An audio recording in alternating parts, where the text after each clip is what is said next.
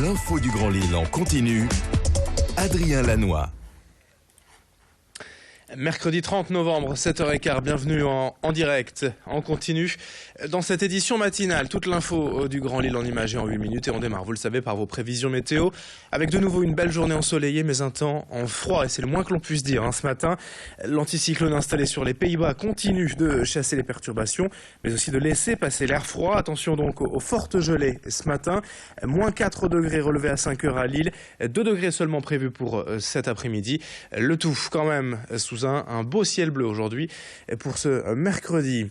À noter quand même par ailleurs un épisode de pollution aux particules fines attendu aujourd'hui dans la région, ce qui nous donne l'occasion d'enchaîner avec l'infotrafic ce matin et l'image de l'agglomération en temps réel.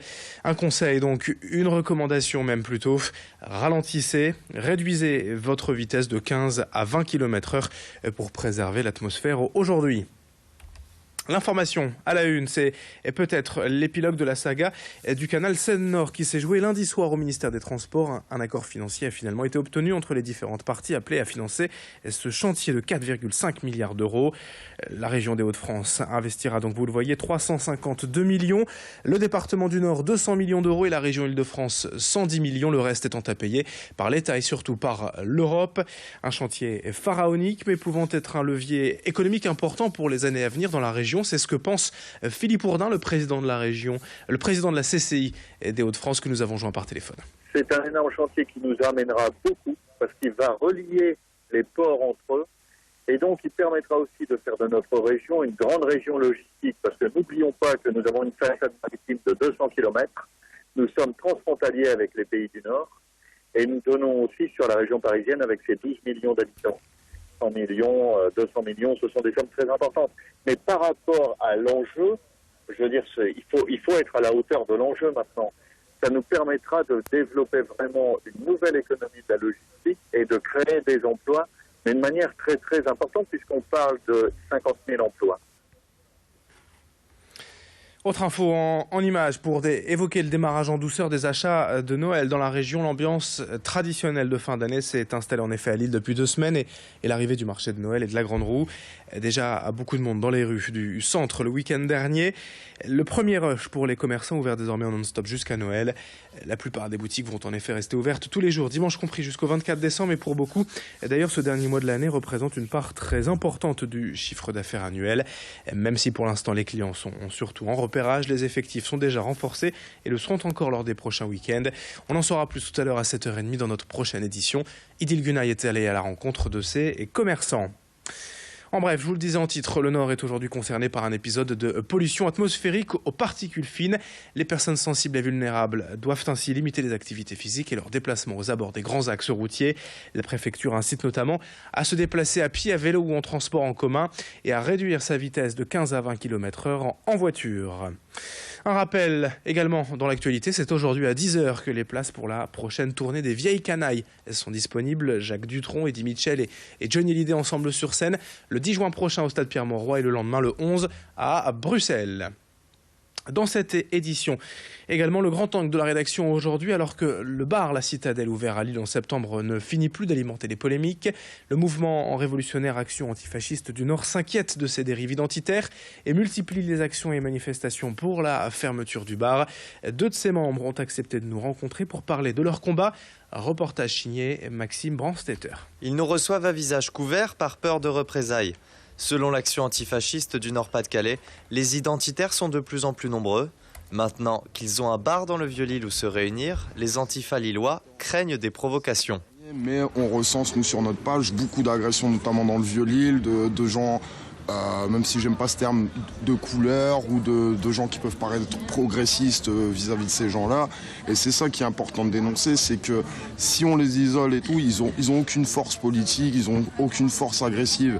À partir du moment où on les laisse se regrouper entre eux, là, ils constituent une espèce de milice, comme on a pu voir quand ils descendaient dans les métros il y a quelques années.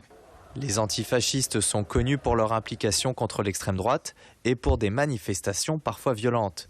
Des troubles qu'ils légitiment. On est les seuls à leur causer des nuisances, donc forcément leur violence elle se retourne contre nous. Donc soit on se laisse taper, puis on se tait, on fait comme tout le monde, on rentre chez soi. Nous on a choisi notre alternative, c'est de dire qu'ils peuvent user des poings, nous aussi, mais qu'ils nous feront pas taire.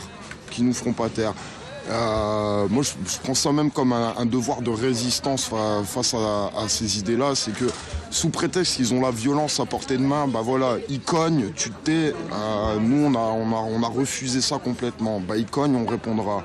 Face à la haine et la violence, si on doit se défendre par la violence, on n'hésitera pas à le faire, mais c'est pas une fin politique du tout en soi chez nous. Ils dénoncent dans leurs actions la montée de la xénophobie et les politiques d'austérité. On organise des concerts, on organise des manifestations quand on juge que c'est nécessaire.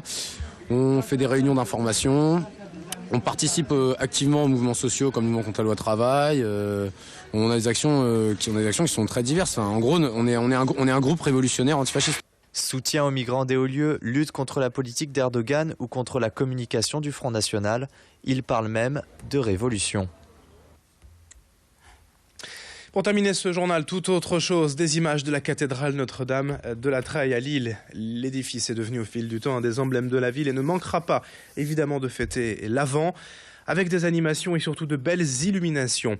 Dès ce samedi, ce week-end, parents et enfants sont invités à apporter des décorations de Noël pour les 2 sapins sur le parvis.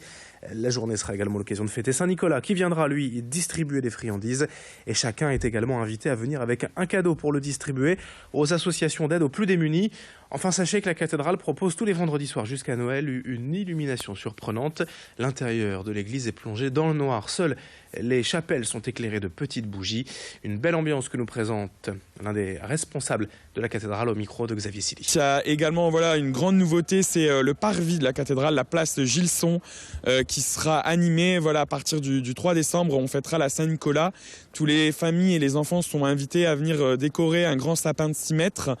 Et les commerçants aux alentours offriront du chocolat chaud et d'autres choses, et bien d'autres choses. Et donc Saint-Nicolas arrivera sur son âne pour distribuer des friandises aux enfants.